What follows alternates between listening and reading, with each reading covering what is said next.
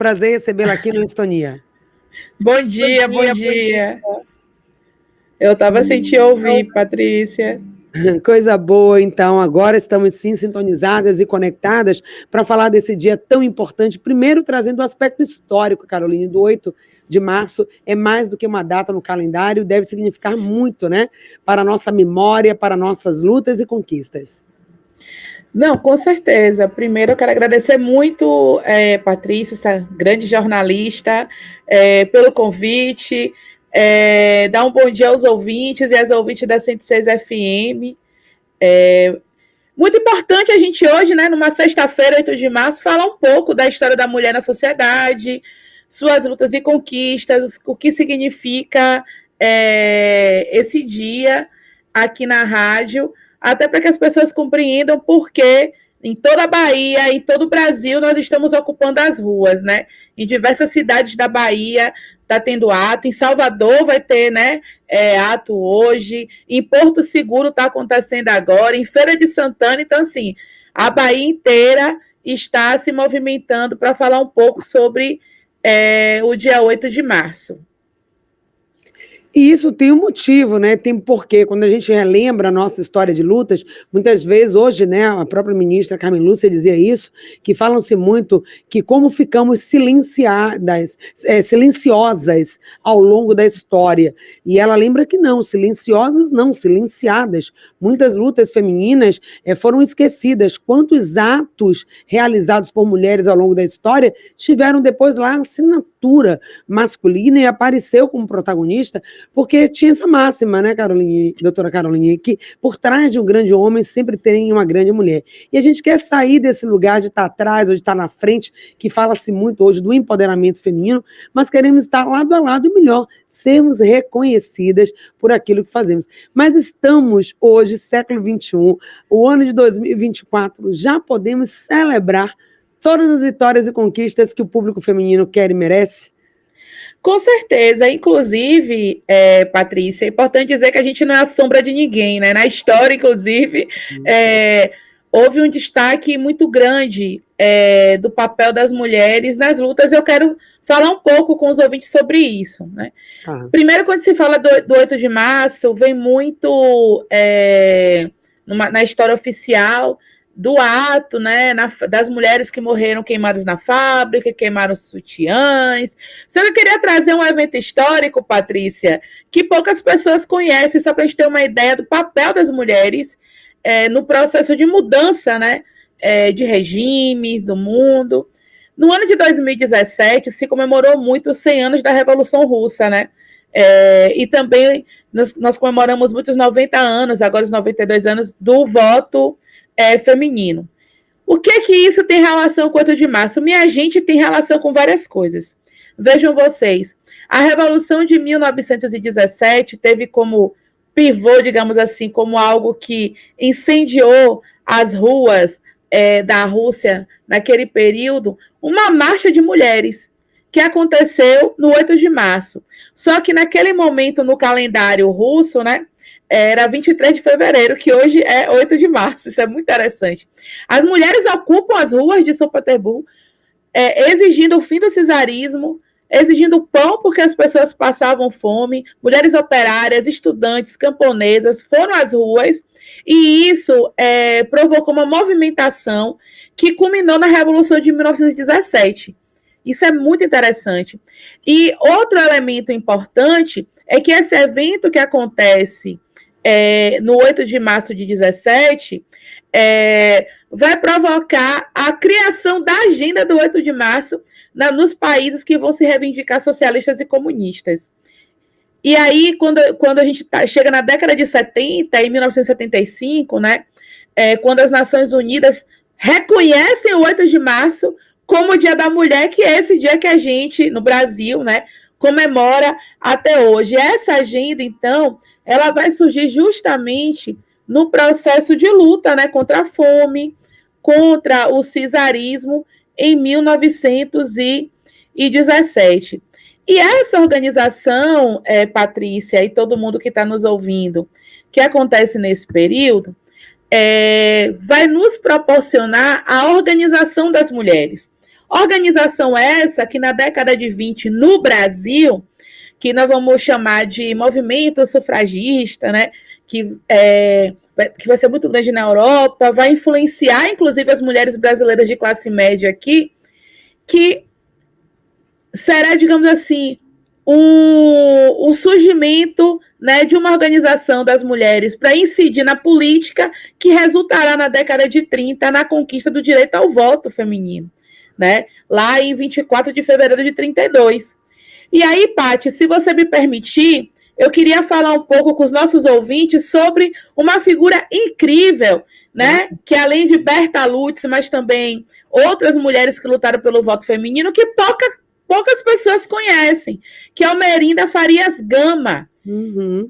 Esta mulher incrível, que era sindicalista também, estava mulher negra, e é importante, ela foi uma das poucas, ou a única mulher negra que esteve à frente desse movimento, e que a gente não conhece, né, que estava no movimento sindical, que votou na Constituinte, né, de 33, que contribuiu firmemente para que a gente tivesse o direito ao voto feminino. Infelizmente, a historiografia oficial marginalizou esta companheira, que contribuiu muito para uma conquista importante, que foi o voto feminino, além de Laudelina Campos de Melo. Não sei, Paty, se você já ouviu falar de Laudelina. Laudelina de Campos Melo foi a fundadora do primeiro sindicato das empregadas domésticas. Olha. Então, veja, duas mulheres negras importantes que vão contribuir para as conquistas no mundo do trabalho e também, pensando a política institucional, para nós mulheres, e que nesse 8 de março é importante, né, que essa memória, a história dessas mulheres fique em evidência. Porque quem está ocupando as ruas hoje no Brasil inteiro são mulheres trabalhadoras, estudantes, camponesas, negras, indígenas, artesãs, que foram marginalizadas pela história oficial, né? Exato. Então, é fundamental que, nesse 8 de março, a gente reivindique a história dessas mulheres. Pois é, agora, embora, né, tivemos aí esse momento que você evidenciou da mulher ao voto, sempre tudo muito tardio, né? A mulher foi depois das escolas, começou a estudar depois que os homens teve o direito a estudar. As mulheres conquistaram também aí do mercado de trabalho, embora ainda ganhe muitas vezes menos que os homens. Houve uma época que a mulher precisava da autorização do esposo para ir para o mercado de trabalho. A gente já viramos essa página, estamos em outros lugares também de trabalho hoje, no mercado de trabalho, mas a luta continua, porque o feminicídio está aí, e falando sobre a questão do voto, conquistamos o direito do voto, temos aí maioria, muitas mulheres indo para votar, presença maciça, mas para serem eleitas, se candidatarem a cargos públicos, ainda somos minoria. Temos aí as leis de incentivo que, né, que favorece, sim, inclusive, valores para custear a campanha, para ajudar na campanha feminina, mas mesmo assim o número é pequeno das mulheres se lançarem na política, não é isso? Estamos aí no ano eleitoral, vamos ver se vamos ampliando cada vez mais. Não, com certeza.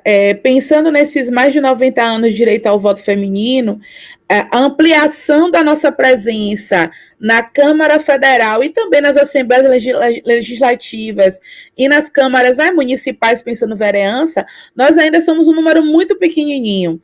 Porque isso é interessante, sabe, Patrícia, e todo mundo que está ouvindo a gente, porque se criou um estereótipo de quem é a figura pública, né? Quem é a figura pública, e geralmente a figura pública é masculina, é branca, né?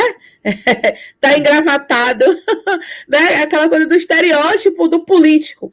E nós, mulheres, temos muito a contribuir e a apresentar, né, no espaço do legislativo e do executivo.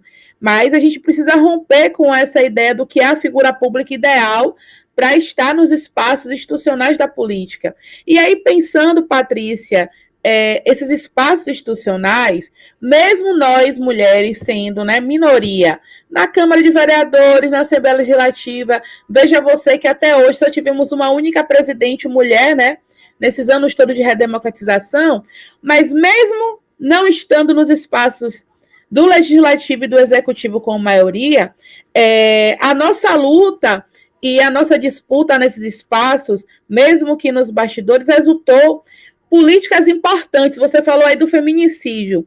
Nos anos 2000, vamos ter a criação do Ministério da Mulher e das Secretarias das Mulheres, tanto no nível estadual quanto municipal. A partir disso, a criação dos conselhos, né, que a sociedade civil participa, e teremos também o Conselho da Mulher. Isso vai ser fundamental, Patrícia, e todo mundo que está ouvindo a gente, para a constituição de dados sobre nós, mulheres, porque a gente não tinha dados oficiais. Então, assim, dados sobre violência, saúde, acesso a direitos, sobre acesso à educação, emprego e renda, vão se tornar estrutura, tá? No Estado para pensar as políticas para as mulheres. E isso vai culminar no resultado da aprovação de uma legislação recente que garante a equiparação salarial entre homens e mulheres. Também a legislação que vai garantir o funcionamento da Delegacia da Mulher por 24 horas, porque a maioria das DEANs não funcionam 24 horas. É horário comercial de segunda a sexta.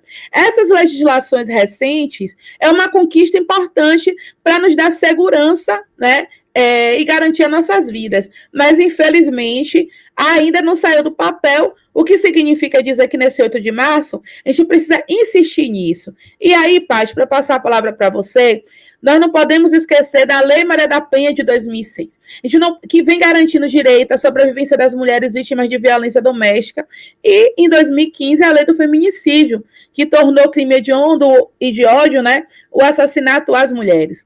Essas legislações vêm garantindo diversas políticas públicas para nós mulheres, mas isso não significa dizer que está tudo, assim, conquistado, porque não está.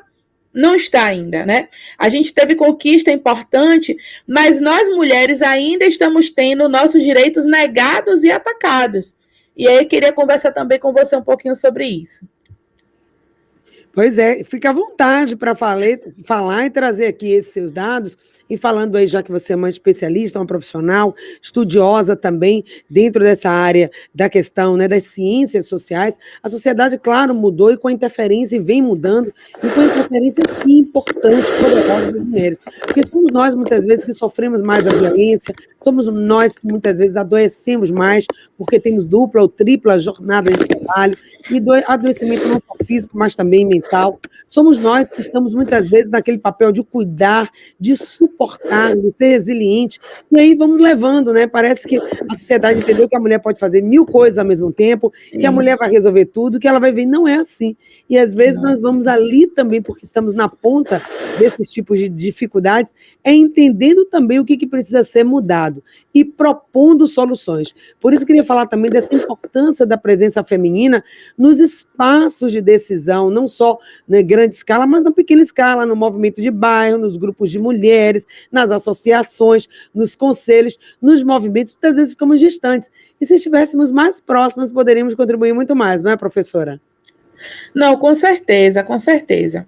E aí, Paty, para falar um pouco, né, da necessidade de estarmos ocupando esses espaços, né, se nós não estivermos nesses espaços de decisão, de poder, aquilo que a gente conquistou, a gente vai perder. As poucas conquistas que nós tivemos, né?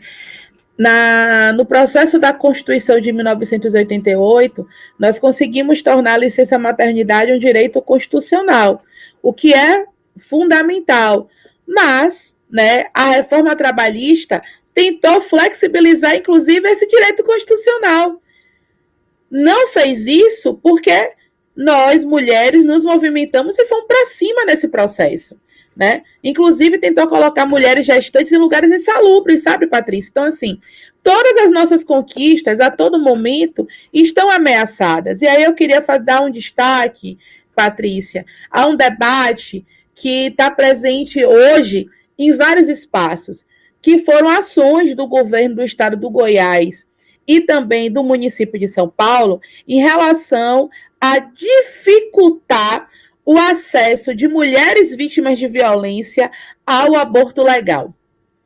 Veja bem, nós estamos falando de um país, e é importante lembrar que as mulheres trans e travestis são mulheres e também sofrem violência, e hoje teve uma ampliação da Lei Maria da Penha para as mulheres trans travestis, né? As mulheres trans travestis, que são as que mais morrem no nosso país, né? As mulheres lésbicas que sofrem violência, né? E é importante colocar isso, né? Isso é fundamental, porque nós somos mulheres, somos plurais e somos diversas. Não há uma mulher universal, né, Paty? Acho que isso é também importante para falar sobre esse dia. Então, nós estamos tendo o direito do aborto legal atacado. Meninas, e quando eu digo meninas, né? Meninas e adolescentes que sofreram um tipo de abuso, estupro, tendo o seu direito também negado por conta de questões morais e religiosas. Neste 8 de março, Patrícia, né, tá tendo um debate muito forte sobre isso, da negação desse direito, porque é a mulher, a menina e a adolescente sofrendo mais uma violência para acessar um serviço que é público, gratuito e constitucional, porque no Brasil isso está garantido desde a década de 40. Queria trazer também, né, nessa questão que você fala desse ponto, mas uma outra questão também que as mulheres têm sofrido muito, doutora Carolina, é a questão também da violência no momento do parto, né, que muitas vezes não se fala nisso. O direito de ter um parto com qualidade, de ter um parto assistido, essa violência obstétrica que às vezes acontece nessas unidades, onde as mulheres estão ali já naquele lugar de vulnerabilidade, deveriam estar recebendo assistência, elas também são violentadas. Então, esse direito garantido a elas também de ter essa assistência nesse momento é muito importante. Então, nesses minutinhos finais aqui da nossa entrevista, olha que são tantas coisas, né? São tantas conquistas já evidenciadas nesse 8 de março, mas são tantas outras que precisamos colocar também destaque na pauta do dia, na pauta das discussões. Mas olhando agora o cenário de agora, da violência, das necessidades, da questão do mercado de trabalho, de tudo que a mulher precisa, o que a gente pode, enquanto mulher, nós falamos tanto de sororidade e precisamos dessa união, dessa integração feminina.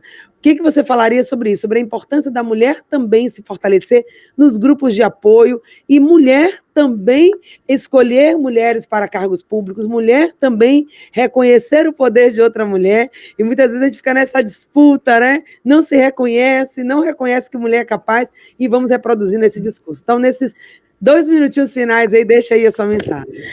Então, primeiro eu quero parabenizar todas nós mulheres diversas, mas não dispersas, como já dizia Marielle Franco, que hoje é nosso dia para a gente continuar lutando e principalmente para que a gente comemore conquistas históricas fundamentais, né, que vem garantindo as nossas vidas e políticas públicas importantes. E aí, Patrícia, nesses minutos finais, é importante dizer já sobre a violência obstétrica, que justiça reprodutiva é algo fundamental em nosso país. Nós temos o direito a ter parto humanizado, nós temos direito, né, a ter a nossa saúde garantida, direitos sexuais e reprodutivos garantidos, porque a justiça reprodutiva é para garantir as nossas vidas. E, claro, falando em vida, é fundamental que hoje também, nesse 8 de março, não sei, Paty, se você está acompanhando, mas também é um dia de luta pela vida das mulheres palestinas. Então, a gente precisa lutar contra o genocídio, contra o feminicídio, que no Brasil, infelizmente, cresceu mais de 45% nos últimos 3 anos, dados do Atlas da Violência. Temos que combater o armamento, né? Foi esse armamento que, enfim, liberado no governo anterior, que vem causando a morte de diversas mulheres em suas residências ou no seu espaço de trabalho. Não armamento, sim pela vida das mulheres, basta de genocídio do povo palestino. É isso, Paty querida. A gente que agradece a sua fala, a sua luta, seus estudos e também servindo de inspiração para que outras mulheres não desistam. A gente está vendo aí, mesmo no cenário de guerra, onde o desrespeito aos direitos humanos é geral, né, para todas as pessoas, homens, mulheres, crianças, idosos, mas mesmo nesse cenário de violência geral, ainda assim a mulher é mais violentada. Estamos aí com histórias, né, informações de violência, de estupro coletivo, da violência sexual feminina, da violência também com relação à saúde. Então não há lugar no Brasil e no mundo que seja seguro. Nós somos um país ainda que ocupamos esse ranking de ser um lugar onde a mulher não está segura em nenhum lugar, na escola, nos centros gerais, né, de saúde, muitas vezes dentro de casa, onde ela deveria estar sendo protegida, qualquer lugar a mulher é vítima de violência e precisamos fazer frente a tudo isso. A gente agradece. O programa Em Sintonia de hoje conversou com a professora doutora Caroline Lima, ela é professora da UNEB, doutora em Ciências Sociais, da Coordenação Executiva Nacional do Setor de Mulheres. O pessoal esteve hoje aqui com a gente.